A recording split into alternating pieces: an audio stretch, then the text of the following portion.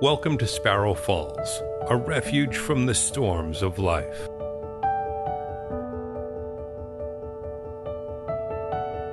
Grieving together as a couple, the future of While We're Waiting, and more are in our third and final episode with Brad and Jill Sullivan.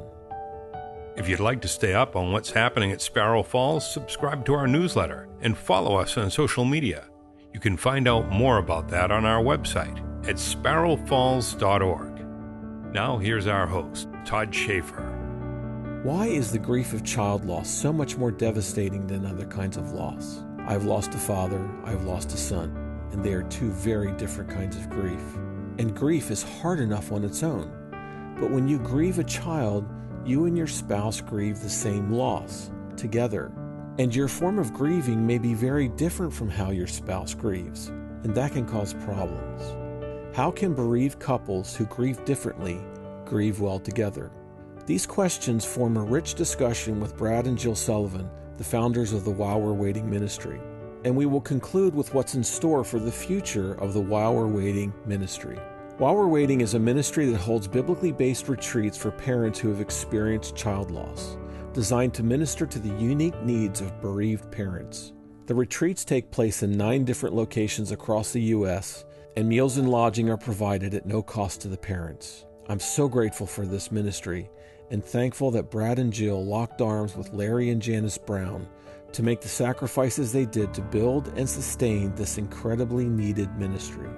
This is the third and last episode of my interview with Brad and Jill. I encourage you to listen to the first 2 episodes. You can find them at sparrowfalls.org. And you can find more information about While We're Waiting at whilewe'rewaiting.org. This is episode 7.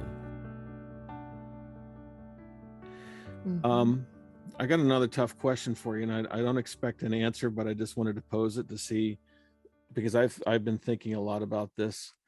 I've lost my father. We've had a miscarriage. Mm-hmm. Nothing compares to what we've experienced with the death of Tristan. I've had 2 other deaths in my life, like very close deaths, but losing my son, there's no comparison between that and the other deaths. And I don't know why. I can't explain what that difference is, other than it's expected that you're going to lose a parent. And maybe there's an expectation that, miscarriage does happen.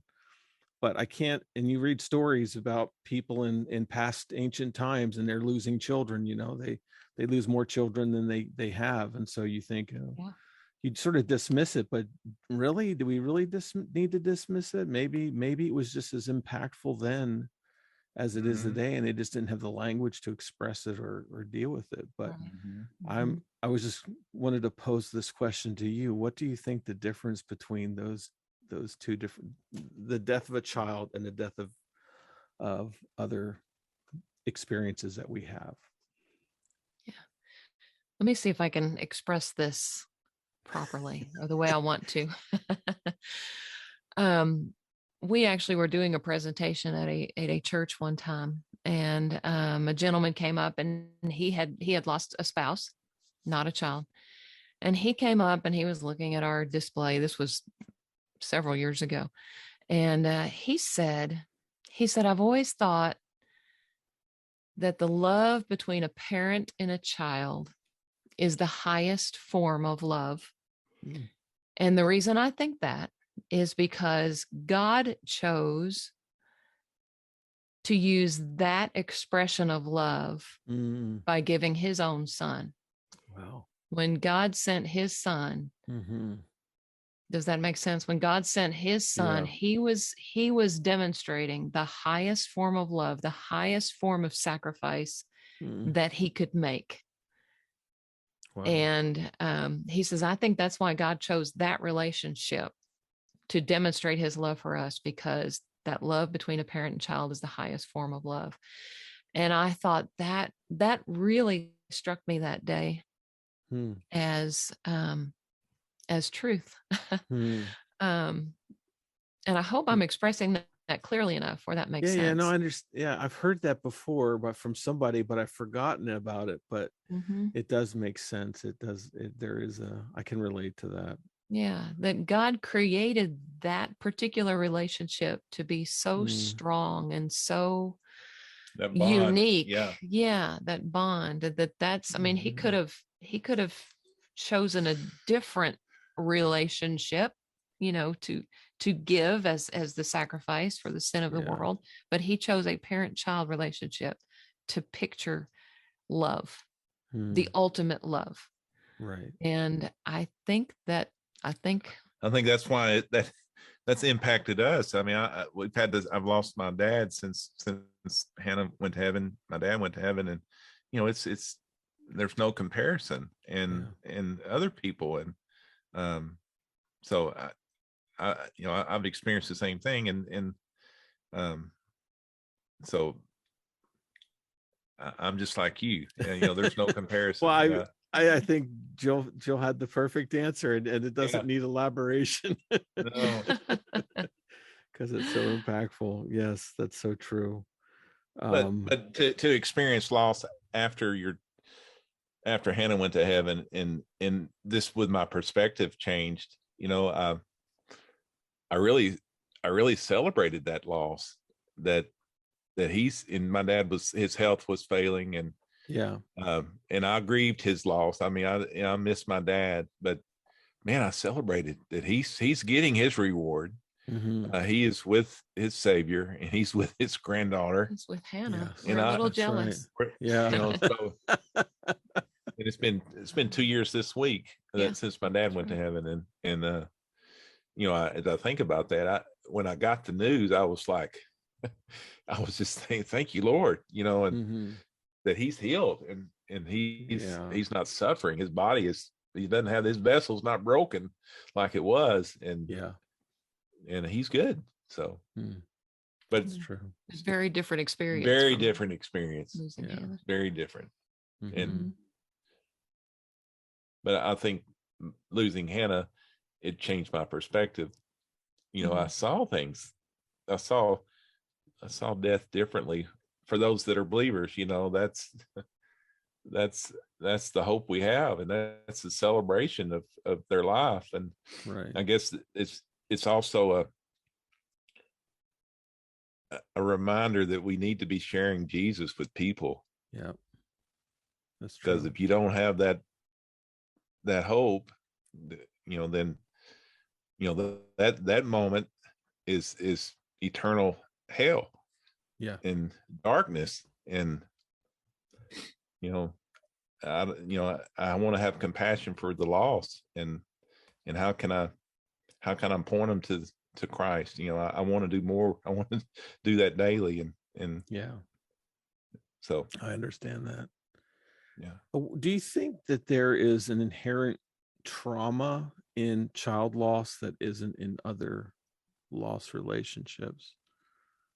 Because maybe it's just because we had to deal with a suicide, but I didn't realize for a while that what I thought was grief was actually trauma. And when I went to a trauma counselor, a Christian trauma counselor, they graded me on a PTSD scale, almost severe. I was almost at severe. And that just, it blew me away, because you always hear about PTSD, and then suddenly you've got it and you didn't know it. I just wonder if that's a common experience among parents who have lost children, some degree of trauma. I think so. Many of the parents that we meet were with their child when their child died, and saw things and heard things and smelled things and experienced things that they'll never forget. We were with Hannah when she went to heaven. And it was not, you hear stories of, people singing and, they're in peaceful passing and all of that. And that's what we had anticipated with her, but it was not that way. It was a very, it was a difficult death. Yeah. And so we were present for all of that.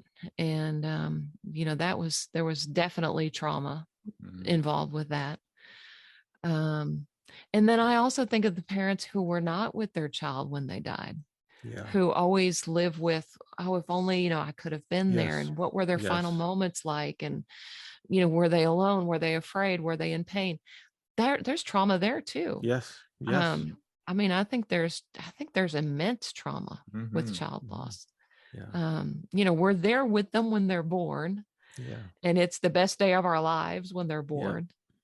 And then, for their lives to end prematurely from what we always thought they would be, there's inherent trauma in that. I do think so. Yeah. I think it's important for child loss parents to check that out and see if they need counseling through that. I'm going through it now. I don't know how helpful it's going to be. It seems to be helpful, but you never know. Right. This might be a little personal, so you don't have to answer it, but I wanted to know if you guys at the start were able to grieve well together. I did you think grieve so. differently? We do grieve differently, but the other thing that's a little bit unique about our story is we began to grieve a year before Hannah went to heaven. That's true. So we had a whole year of walking through the cancer journey.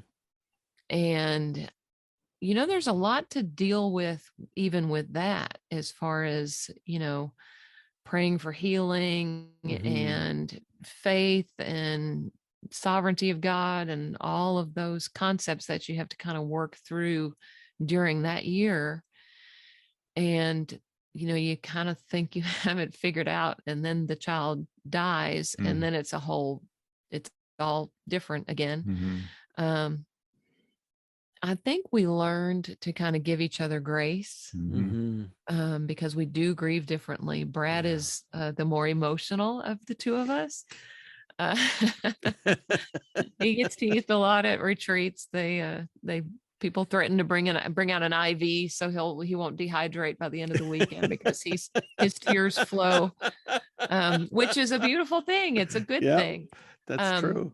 In my family, we're much more a stoic type of Dutch family. We just don't cry that much. And so we had to realize that was okay. And accept that about each other. But again, we had a year to kind of prepare for that. So our situation is a little different in that way. I will say, and this seems to be a very common thing among bereaved parents, during the cancer journey and afterwards, the days when I was at the very bottom of the barrel, as low as I could go, he was usually up here. He was having a better day. And then our roles would switch. The days that he was absolutely broken and couldn't go on and couldn't take another step, I was doing okay.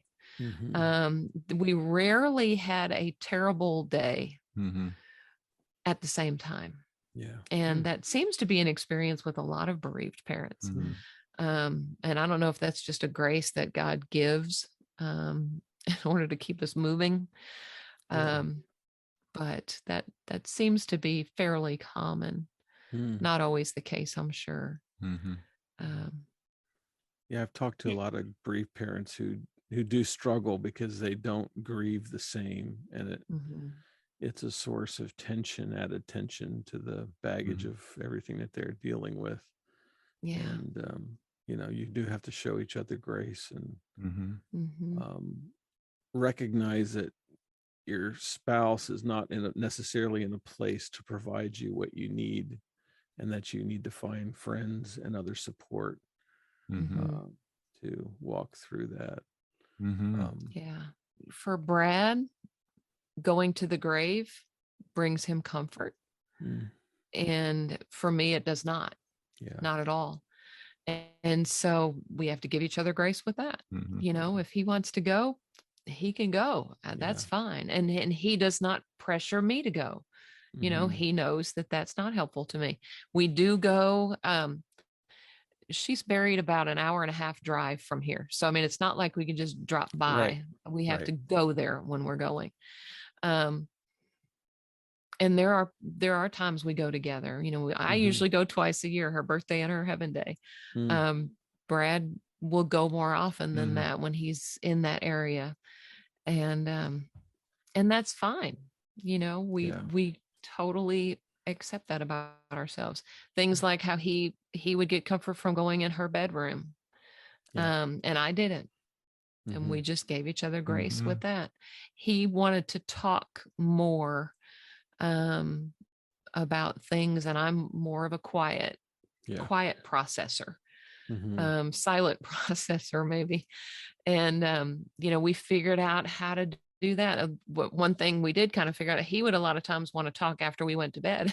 And that was the last time that I would want to talk. I was just like, I have to go. I have to shut down. And so we had to figure out what time of day even was the right time to have conversations. And again, you know, back to the parenting thing, when you still have surviving children living at home, a lot of our conversations were, how are we going to help Bethany through this day or through this thing that's going on at school, or, you know, because our surviving children struggle so much, and we needed to be present for her, and be united and be together, you know, for her, to support her as best we could, as while we grieved ourselves. You know, for me, it's at mom and dad grief, and to understand, you know, trying to understand her perspective as a mom, that she, you know, and for Hannah, she carried her for 9 months, and then was, you know, took care of her as an infant, and then that reverted back to that in the end, that she was doing that again. But that I you know, I had to really, you just processing what a mom feels, and, you know, her nature is to care and nurture, and she was not, you know, did that for her as an infant, and then did that for it at the end, and how that impacted her, and the emotions from that, and then things that I process too. I mean, just to be able to understand each other, try to understand their perspective as a mom and as a dad, and we're grieving the same child. You know, it's they're, you know, just trying to understand each other, and I know that just trying to have conversations, and we need to have more conversations even today. We're not the perfect communicators, but but I would encourage people to talk, and just share, and, you know, and you're grieving the same child, and you both love that child, and I mean, there's nobody in the world that loves Hannah as much, as equally as I do, as him, right? You know, and so it makes sense for us to walk through this together. Nancy Guthrie, one of her illustrations is, it's like two wounded soldiers walking through the battlefield, leaning on each other. And that's the way we need to walk as a couple.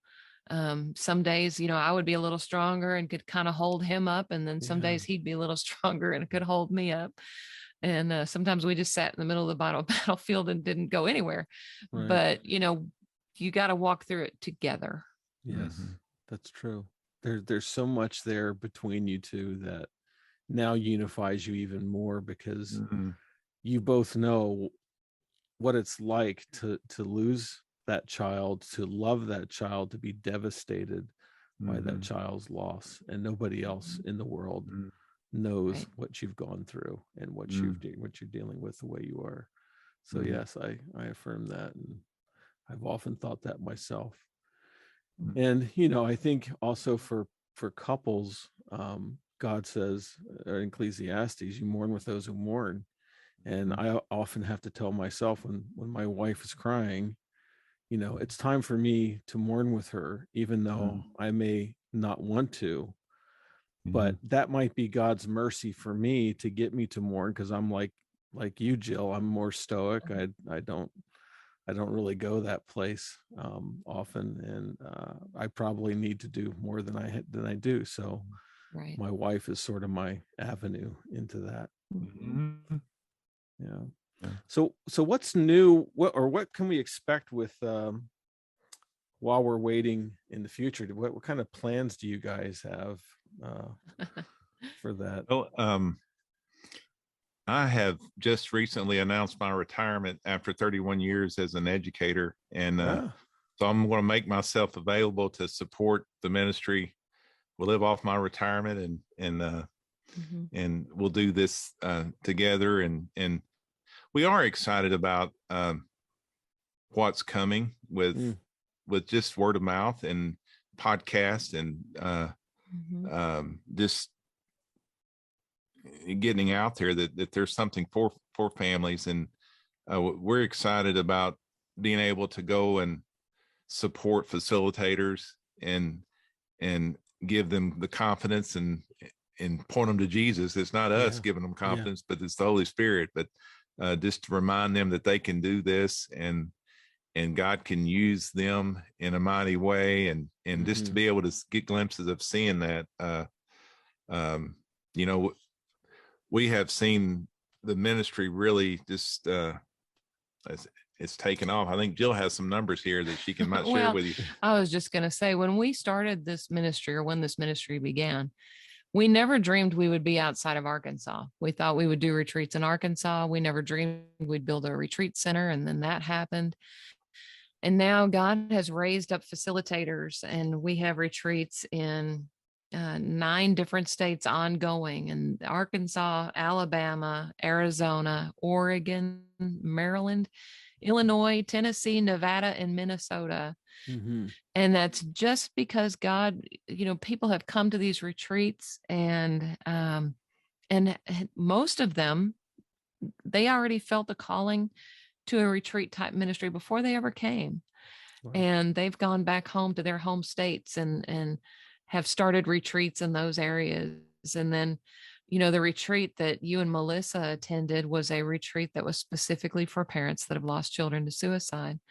For about 8 years, we had done retreats of just mixed groups, and we still do mixed groups. Most of our retreats are mixed groups, all types of loss, from stillbirth to suicide to drowning to car accidents to cancer to murder to COVID to all of these different things, just a mixed group. But we know we have seen through all of these years that the loss of a child to suicide is different. There's a different burden to it. Maybe I'm not exactly sure how to describe the difference. You could probably do that better than I. But we've seen the need or the value in gathering parents together that have that commonality, that type of loss. And so we have begun hosting some retreats that are specifically for parents that have lost children to suicide. And I'm almost hesitant to talk about it on this podcast because the demand for that type of retreat is so great that our waiting list for that type of retreat is very lengthy, all the way into 2023 and probably beyond. But, we are just praying. We're always praying that God would raise up more facilitators. Again, the suicide specific retreats can only be led by people who have lost children to suicide. We don't go to those unless we're there serving in the background. We don't participate in the sessions. We don't participate because that's not our story. We want, those folks that have that particular kind of loss to feel perfectly comfortable and safe knowing that everybody there has had that similar experience. So, but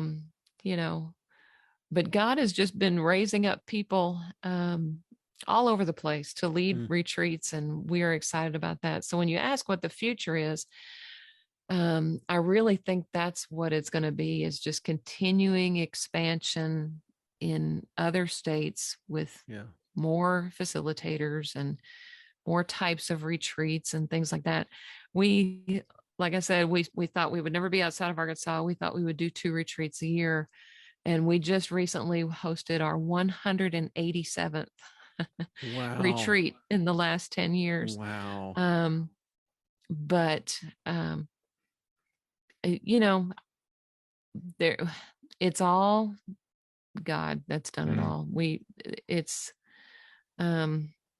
So you've ministered to almost 2,000 parents in 10 years who've lost. Yeah, we have a lot of single parents come. And so I've got my little card here that's got all my numbers. We've actually had 1,448 parents attend a retreat over the last 10 years.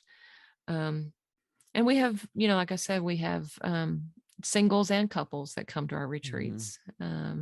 We almost always have multiple singles at any one retreat. We've had a couple of retreats recently where we had more singles than we did couples. So, I say that just to encourage somebody, a single mom or a single dad that thinks, oh, I don't want to be the only single there. Most likely they wouldn't be. But even if they were, we are family. By the time that weekend is over, single couple doesn't matter. We're family. The ministry God has given you guys. I mean, you can't place a value on it. It's so valuable. And I think Hannah would be incredibly proud of what you've done with her legacy in doing this ministry. So we're so grateful for you guys. We are the ones who get the biggest blessing from it. That is for sure. And just to see how God has grown this ministry, we didn't, we were open to that, and His timing for this growth has been His timing. That's all we can say. It's been perfect. And He's provided the resources.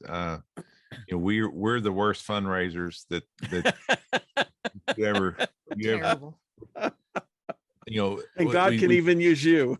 Yes. Yes. That's the amazing thing is, the retreat we went to in Nashville, Tennessee it's somewhat expensive, but it was worth every penny. And so we were told that first retreat that we needed to charge something because they had to have skin in the game. They had to have a commitment. And so we charged them $150 a piece. And the Browns and Jill and I got together before sometime during the day Saturday and said, we can't take their money. And we gave their money back. Wow. And from that day forward, we never charged. Wow. And God has provided. And that's just a testimony to His faithfulness there too. And so we don't have to charge. And He's provided funds where we've built this retreat center, and then we're able to host retreats. We rent a facility on Lake Tahoe. It's absolutely beautiful. On a lake in Minnesota and on Cannon Beach in Oregon. And, God just provides where we can do that. And He does gives us special places that are affordable too. We don't, they're very affordable, and God provides that, and people ask us sometimes, how is this funded? And we just kind of shrug our shoulders. God just provides, because we are not fundraisers. We give people money back. And so, wow. But He takes care of it. So we haven't had to worry about that. Yeah. So how can people find you? We have a website. It's whilewe'rewaiting.org, www.whilewe'rewaiting.org. And you can click on the locations tab and you can see all of the different locations. You can click on the Our Retreats tab and you'll see our regular retreats, our suicide specific retreats. And then we also host one day, we call them mini retreats for moms that are just for moms, and they're just on a Saturday throughout the year. Most of those are in Hot Springs. We sometimes do those in other places, and they're listed there. And then we also do a one-day retreat for dads. We do have to chuckle though, because for the moms retreats, we'll do 7 or 8 of those a year, and they have waiting lists and they're backed up. And we do one dad's retreat a year. Yeah. I'm surprised you get that one. it's hard to get dads to come, but Brad, what happens? You get them there, and we try to plan some activities, and you get them there and get them in a safe environment, and they start talking about their kids, and they don't want to be quiet. Yeah, they don't even want to take time to eat. Yeah, that's so funny, isn't it? Once you Yeah. get them Yeah. going. Yeah. Well, and you've had dads come that That say, we've had dads that come and said, I've talked more about my son in the last 8 hours, or we were doing that over 2 days, the last 2 days, and I had in the last 2 years. Wow. And That's I incredible. said, wow. And that's incredible. Brad and Jill, thank you so much for joining us today and sharing your incredible story and your pain. I'm sure people are going to be so blessed by your testimony, and I hope they take you up on your ministry and get the help that they need by attending a retreat. Yeah. Well, thank you for the opportunity. Yes. It's been an honor. If you've lost a child, consider attending a While We're Waiting retreat. If you know of someone who's lost a child, forward this information to them. While We're Waiting also has an active Facebook group that you can join now, and a Facebook group for those who have previously attended a retreat. There's also a special While We're Waiting group for parents who've lost children to suicide. You can find more about While We're Waiting and sign up for a retreat at whilewe'rewaiting.org, and consider donating to their ministry as it's entirely donor-supported. Sparrow Falls is the ministry of Todd Schaefer. You can find our website at sparrowfalls.org. That's sparrowfalls.org. We hope to see you again, and though you walk in the midst of trouble, may God in His Word revive you and renew your hope. We look forward to seeing you again at Sparrow Falls.